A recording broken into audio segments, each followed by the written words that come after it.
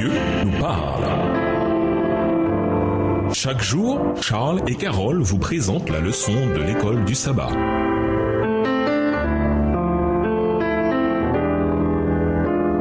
Bienvenue à votre émission. Dieu nous parle. Nous voilà la leçon de mercredi. Des hommes et des femmes pleins de sagesse. Les mots pour désigner les écoles, l'étude et l'éducation sont clairs pour tout le monde à notre époque. Mais ils ne sont pas courants dans la Bible. Il y a un mot, sagesse, sage, qui est bien plus courant. Par exemple, l'Ancien Testament fait mention d'hommes et de femmes sages. 2 Samuel 14, verset 2, Proverbe 16, verset 23. Lisons 1 Roi 4 et versets 29 à 34. Que nous enseigne ce passage sur l'importance de la sagesse? 1 Roi 4 et verset 29 à 34. Dieu donna à Salomon de la sagesse, une très grande intelligence et des connaissances multipliées comme le sable qui est au bord de la mer. La sagesse de Salomon surpassait la sagesse de tous les fils de l'Orient et toute la sagesse des Égyptiens. Il était plus sage qu'aucun homme, plus qu'Étan, l'Israchite, plus qu'Éman, Calcol et Dauda, les fils de Macol. Et sa renommée était répandue parmi toutes les nations d'alentour. Il a prononcé 3000 sentences et composé 1005 cantiques. Il a parlé sur les arbres depuis le cèdre du Liban jusqu'à l'hysope qui sort de la muraille. Il a aussi parlé sur les animaux, sur les oiseaux, sur les reptiles et sur les poissons. Il venait des gens de tous les peuples pour entendre la sagesse de Salomon de la part de tous les rois de la terre qui avaient entendu parler de sa sagesse. Le roi Salomon est décrit comme un homme très sage qui parlait de la vie animale et végétale et qui prononça des proverbes d'une grande sagesse, c'est-à-dire comme un homme instruit. 1 Roi 4, les versets 29 à 34. Les livres des proverbes et d'Ecclésiaste contiennent de nombreux enseignements sages sur beaucoup de sujets, attribués à Salomon ainsi qu'à d'autres maîtres d'autrefois, eux aussi pleins de sagesse. Proverbe 1, le verset 1, Proverbe 25, le verset 1, Proverbe 30, le verset 1 et Proverbe 31, le verset 1. Selon la Bible, la sagesse est très similaire à notre éducation aujourd'hui. C'est quelque chose que l'on apprend de ses parents et de ses enseignants, notamment quand on est jeune. Ecclésiaste 12, le verset 1. Mais en réalité, une personne accumule de la sagesse tout au long de sa vie. Deuxièmement, la sagesse a généralement un aspect pratique, comme par exemple le fait d'apprendre des fourmis qui mettent de côté pendant l'été afin d'avoir suffisamment pour l'hiver. Proverbe 6, les versets 6 à 8. Pourtant, la sagesse n'est pas seulement pratique, elle a aussi un aspect théorique, car elle commence par la foi en Dieu et suit certains principes fondateurs. Proverbe 1, verset 7. La sagesse nous aide à vivre de manière responsable et pour le bénéfice des autres, et elle contribue également à nous protéger de tout malheur. Enfin, tout comme l'éducation aujourd'hui, la sagesse ne répond pas à toutes les questions que nous pouvons nous poser, mais elle nous permet d'être satisfaits de ce que nous savons, tout en continuant à chercher ce qui est encore inconnu. Et c'est une bonne posture à partir de laquelle nous pouvons apprendre à connaître Dieu et à nous confier en sa grâce. D'après Jérémie 18, verset 18, le rôle d'un enseignant plein de sagesse est considéré comme l'égal de celui du prêtre et du prophète. Tous les trois communiquent des messages de la part de Dieu à son peuple sous la forme d'instructions dans la loi, de conseils éducatifs et de messages particuliers de la part de Dieu. Comment apprendre la sagesse pour la transmettre ensuite à ceux qui nous succèdent? Pourquoi est-ce si important pour nous en tant que peuple?